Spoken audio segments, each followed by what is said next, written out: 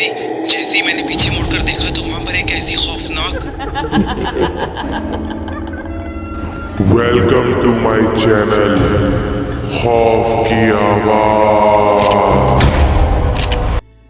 अस्सलामुअलैकुम my YouTube family, कैसे हैं आप सब। उम्मीद है कि आप सब लोग खैरियत से होंगे और अपने अपने घरों में खुश व आबाद होंगे। अल्लाह पाक आप सबको शैतानी मखलूक़ात के शर से महफूज रखें, आमीन सुम आमीन। Welcome back to my channel खौफ की आवाज़।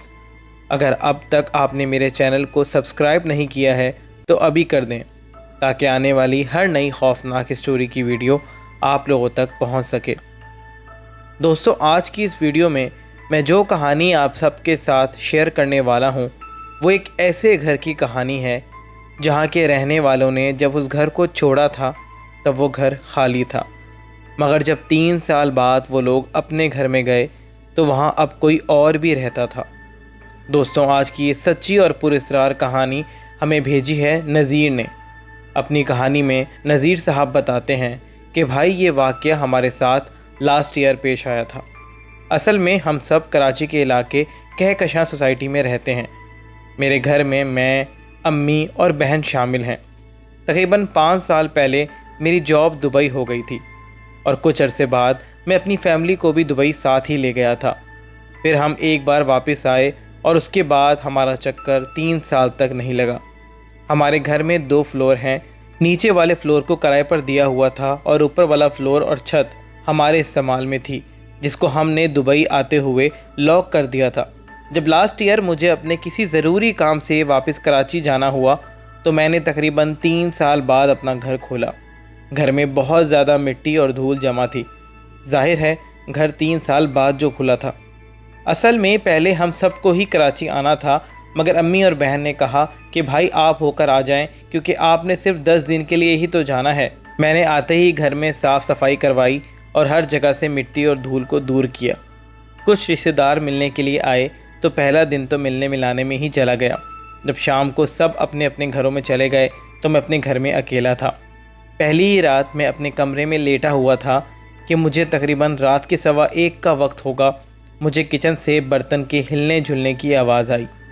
पहले तो मुझे लगा कि वहम है, कुछ नहीं है, मगर ठीक 3-4 मिनटों के बाद बर्तनों के हिलने की बहुत ज़्यादा आवाज़ आई, जिसको सुनकर मैं घबराकर उठ गया। उठ के फ़ौरन कमरे से बाहर आकर किचन में देखा तो वहाँ ऐसी कोई चीज़ गिरी हुई नहीं थी जिसकी इतनी ज़्यादा आवाज़ हो। मैं बचपन से ही अकेले रहने में डरता था। जैसे ही ये हुआ मेरे दिल में एक अजीब सा खौफ पैदा हो गया कि ये आवाज़ कैसी थी। खैर, मैंने अपना माइंड चेंज किया और वापस कमरे में आकर लेट गया। मैं अंदर ही अंदर डरा हुआ था, मगर अपने आप को बार बार इसी बात पर कायल कर रहा था कि कुछ नहीं होता, ऐसा वैसा कुछ नहीं है। यही सोचते सोचते मैं सो गया।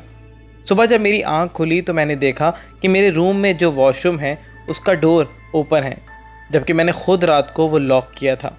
वॉशरूम के दरवाजे में नॉर्मल लॉक नहीं बल्कि एक कुंडी थी जो मैंने खुद लगाई थी, मगर सुबह वो पूरा का पूरा दरवाज़ा खुला हुआ था।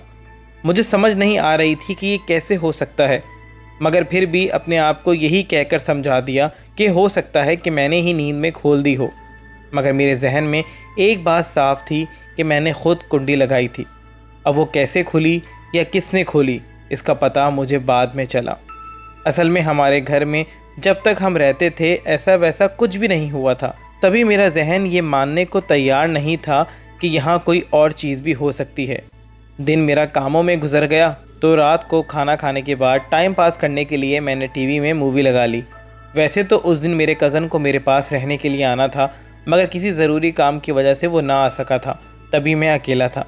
मैं मूवी देख ही रहा था, मगर जिस कमरे में टीवी था उसी कमरे में स्टोर भी बना हुआ था। मुझे मूवी देखते देखते ऐसा महसूस हुआ जैसे कोई स्टोर में चल रहा है। किसी की आहट साफ साफ महसूस हो रही थी। मैंने फ़ौरन मूवी स्टॉप की और स्टोर की तरफ देखा। अब जाहिर है मैं अकेला था, तभी मैं खौफज़दा भी हो गया था, क्योंकि मूवी स्टॉप करने के बाद भी स्टोर में से किसी के चलने की आवाज़ साफ साफ सुनाई दे रही थी, जैसे कोई स्टोर में मौजूद है। मेरे पूरे जिस्म पे सख्ता सा छा गया था और मैं पसीने पसीने हो गया था। मैं आहिस्ता से उठकर स्टोर की तरफ जाने लगा तो मेरे बिल्कुल पीछे से यूं लगा जैसे किसी ने मुझे पकड़ने की कोशिश की है। मैं बहुत ज़्यादा घबरा गया था क्योंकि मेरे पीछे कोई भी मौजूद नहीं था। मैं घबराई हुई हालत में स्टोर में गया, मगर वहाँ तो कोई भी मौजूद नहीं था, मगर किसी के होने का एहसास वहाँ मौजूद ज़रूर था, जिसकी वजह से मेरे खौफ में इजाफ़ा हो गया था। मैं फ़ौरन वहाँ से भागकर टीवी लाउंज में आ गया। मुझे पूरे घर से खौफ आ रहा था। हर तरफ से एक अजीब सी वहशत महसूस हो रही थी। पूरी रात मैंने टीवी लाउंज में जागकर गुजारी। अगले दिन मैंने अपने कज़न को कॉल की और उसको बताना चाहा, मगर मैं चुप हो गया कि कहीं वो डर ना जाए और फिर शायद वो आई भी नहीं। तभी मैं खामोश रहा। रात को कज़न मेरे घर आ गया। हम दोनों बैठे बातें कर रहे थे। फिर बाहर जाकर खाना खाया और जब वापस आए तो जो मंज़र मेरी आंखों के सामने था वो मैं बयान नहीं कर सकता हूँ। मेरा पूरा का पूरा सूटकेस खुला हुआ था और उसमें जितना भी सामान था वो बेड पर और ज़मीन पर बिखरा हुआ था। मेरा कज़न जब शाम को घर आया था तो वो टीवी लाउंज में ही बैठा रहा था और उसके बाद हम वहीं से खाना खाने चले गए थे, इसलिए वो मेरे कमरे में नहीं आया था। तभी जब वो इस बार कमरे में आया और सारा सामान बिखरा हुआ देखा तो उसने कहा कि अरे तूने कितना फैलाया हुआ है अपना सामान, इसको समेटता क्यों नहीं है। अब मैं उसको क्या बताता कि ये सामान मैंने नहीं फैलाया है और जिसने फैलाया है उसका एहसास ही खौफज़दा करने के लिए काफ़ी था। मुझे अब यकीन हो चुका था कि यहाँ ज़रूर कोई साया या असरात हैं, क्योंकि हमारा घर काफ़ी टाइम से बंद था और किसी का आना जाना भी नहीं था। खैर मैंने और मेरे कज़न ने मिलकर वो सारा सामान समेटा और सूटकेस बंद करके साइड में खड़ा किया। मैं और मेरा कज़न लेट गए और बातें करने लग गए। मेरे जहन में अभी तक यही बात थी कि आखिर वो कौन सी मखलूक है जिससे मेरा सारा सामान बिखेर दिया था। मैं अंदर ही अंदर खौफज़दा था, मगर अपने कज़न के सामने ज़ाहिर नहीं कर पा रहा था, क्योंकि मैं नहीं चाहता था कि ये बात फैले। मगर ये बात फैलनी थी इसका मुझे अंदाज़ा नहीं था। हमें बातें करते हुए अभी 10 मिनट ही हुए होंगे कि हमें किचन से ऐसी आवाज़ आई जैसे कोई गिलास में चम्मच घुमा रहा है। जैसे हम पानी में कुछ घोलते हैं तो चम्मच की आवाज़ आती है ना, वैसे ही। अब वो आवाज़ आई तो मैं और मेरा कज़न खामोश हो गए और गौर से सुनने लगे कि ये आवाज़ कैसी है। अब मैं तो कहीं ना कहीं इस बात को जानता था, मगर मेरा कज़न इस बात से बिल्कुल अनजान था। आवाज़ आते ही वो कहने लगा कि यार ये कैसी आवाज़ है। हम दोनों बेड से उठे और बाहर लाउंज में आ गए, जहाँ से किचन का शेल्फ साफ साफ दिखाई दे रहा था। हमने देखा कि शेल्फ पे एक गिलास वाकई में पड़ा हुआ है और उसमें चम्मच भी मौजूद था। मेरा कज़न तो घबरा गया और कहने लगा कि ये क्या सीन है। मैंने उसको सब बताया कि लास्ट 2 दिन से मेरे साथ क्या क्या हुआ है। तो मेरा कज़न बोला कि तूने पहले क्यों नहीं बताया। अभी हम ये बात कर ही रहे थे कि गिलास एकदम से ज़मीन पर गिर गया और टूट गया। अचानक गिलास के गिरने की वजह से हम दोनों घबरा गए। कज़न ने चौंकती हुई आवाज़ में कहा कि हम यहाँ किसी को भी नुकसान पहुँचाने नहीं आए हैं, इसलिए आप भी नुकसान ना पहुँचाएँ। मैं काफ़ी डरा हुआ था। इसके बाद मैं और मेरा कज़न अपने रूम में आने लगे तो साथ वाले कमरे की लाइट खुद ब खुद ऑन हो गई, जिसको देखकर हम मज़ीद खौफज़दा हो गए। कज़न ने हिम्मत की और कमरे में जाकर कमरे की लाइट ऑफ़ की, मगर उसी लम्हे लाइट फिर से ऑन हो गई। हम दोनों ने जल्दी से कमरे में आकर कमरे को अंदर से लॉक कर दिया और बैठकर आगे पीछे देखने लग गए। काफ़ी देर तक हम यूं ही बैठे रहे और फिर हमारी आंख लग गई। नींद में अचानक मुझे महसूस हुआ कि जैसे कोई मेरे बिल्कुल मुंह के सामने आकर खड़ा हो गया है। मैंने अपनी आंखों को मसलते हुए खोला तो एक धुंधला सा साया मेरे पास से गुजरकर कमरे के दरवाजे से आर पार होके बाहर निकल गया। मैंने उसी वक्त चीख मार दी। मेरा कज़न भी डर कर उठ गया और कहने लगा कि क्या हुआ है तुम्हें। मैंने उसको बताया कि अभी कोई साया यहाँ से गुजर कर बंद दरवाजे से आर पार होता हुआ बाहर की तरफ निकल गया। वो भी ये सुनकर घबरा गया और कहने लगा कि क्या पता तुम्हारा वहम हो, क्या पता तुम नींद में हो। मगर मैंने उसको बताया कि नहीं, मैं नींद में नहीं था। अभी हम दोनों ये बातें कर ही रहे थे कि कमरे के दरवाजे के नीचे से बाहर की तरफ से किसी का साया इधर से उधर फिरता हुआ दिखाई दिया और अचानक गायब हो गया। हम दोनों उस वक़्त बहुत ज़्यादा डर गए थे और इसी में फजर हो गई। जैसे ही फजर हुई हम दोनों जल्दी से अपने बिस्तर से उठे और घर से बाहर निकल गए और हमने फ़ैसला कर लिया कि हम किसी आमिल या किसी मौलवी को बुलाएंगे जिनके पास इसका कोई हल होगा। पूरा दिन हम आगे पीछे पता करते रहे और आखिरकार हमारे इलाके से थोड़ी दूर हमें एक ऐसे आमिल का पता चला जो इस चीज़ में महारत रखते थे। हम उनको लेकर फ़ौरन अपने घर आ गए। घर आए तो उन्होंने घर में आते ही कुछ पढ़ाई की और उसके बाद बोले कि यहाँ वाकई में जिन्नात का कब्ज़ा है। मैंने इस दौरान अम्मी लोगों को कुछ भी नहीं बताया था कि मेरे साथ क्या हो रहा है, वरना वो लोग मज़ीद डर जाते। वो आमिल साहब जब हमारे घर आए तो उनको साफ साफ महसूस हो गया कि हमारे घर में जिन्नात का कब्ज़ा है। उन्होंने मुझसे पूछा कि क्या आप लोगों ने ये घर अभी ख़रीदा है? तब मैंने बताया कि नहीं बाबा, ये घर तो हमारे पास 10 साल से है और इससे पहले हमारे साथ किसी भी किस्म का कोई वाक़या पेश नहीं आया। जब से हम बाहर शिफ्ट हुए हैं उसके बाद हम अब आए हैं, शायद तभी इस दौरान इस घर में कुछ हुआ है। मेरे ये कहते ही वो समझ गए और कहने लगे कि बेशक किसी भी जगह को 40 दिन से ज़्यादा खाली नहीं छोड़ना चाहिए, वरना वहाँ जिन्नात और दूसरी बुरी मखलूक़ात अपना घर बना लेती हैं। आप फ़िक्र मत करें, इंशाअल्लाह अल्लाह पाक ने चाहा तो ये चीज़ें आपके घर को छोड़ देंगी।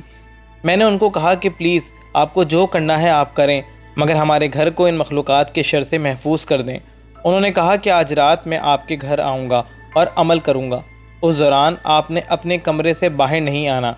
ये अमल तकरीबन 3 से 4 दिन तक जारी रहेगा। मैं रोज़ रात में आया करूँगा और अमल किया करूँगा, मगर जब तक मैं आपको आवाज़ ना दूँ आपने अपने कमरे से बाहर नहीं निकलना है। मैंने उनसे कहा कि जी ठीक है, जैसा आप कहेंगे वैसा ही होगा। मेरे कज़न ने भी कहा कि इस दौरान मैं तुम्हारे साथ ही रहूँगा, तुम्हें अकेला नहीं छोड़ूँगा। रात का 11 सवा 11 का वक्त होगा कि आमिल साहब आ गए और हमें कहा कि आप लोग अब अपने कमरे में चले जाएं और चाहे कुछ भी हो जाए बाहर मत आइएगा जब तक मैं ख़ुद आपको ना बुलाऊं। मैं और मेरा कज़न कमरे में चले गए और दरवाज़ा बंद कर दिया। आमिर साहब ने अमल स्टार्ट किया तो बाहर से बहुत ज़्यादा भयानक आवाज़ें आने लग गईं, जैसे कोई चीख रहा हो या कोई गुर्रा रहा हो। मैं और मेरा कज़न वो आवाज़ें सुनकर कांपने लग गए। 2-3 घंटे तक वो अमल चला और उसके बाद भी 4 दिन तक वो आते रहे और अमल करते रहे। वो रोज़ाना एक काला मुर्गा लाकर उसको ज़िबा करते थे और आखिरकार चौथे दिन अमल के बाद एक खामोशी सी छा गई। हमें लगा कि अमल ख़त्म हो गया है तो आमिर साहब ने हमें बुलाया क्यों नहीं, मगर उसी लम्हे आवाज़ आई कि अब आप लोग बाहर आ सकते हैं। जैसे ही हम दोनों बाहर गए तो लाउंज का तो नक्शा ही बदला हुआ था, हर चीज़ इधर उधर हुई हुई थी। आमिर साहब की भी हालत नादीदा थी। उन्होंने मुझे कहा कि बेटा, हमने अपने इल्म से और अमल से इस घर में मौजूद 3 जिन्नातों को कब्ज़े में कर लिया है। अब आपका घर पाक है, मगर याद रखना अब ये घर कभी भी खाली ना रहे, कोई आता जाता रहे, वरना फिर से कोई मखलूक़ात कब्ज़ा कर सकती हैं। मैंने उनका बहुत शुक्रिया अदा किया और उसके बाद भी मैं 3-4 दिन तक घर में रुका, मगर कोई ऐसा वैसा वाक़या नहीं हुआ। मैं बहुत ज़्यादा सुकून में आ गया था कि चलो घर पाक हो गया है।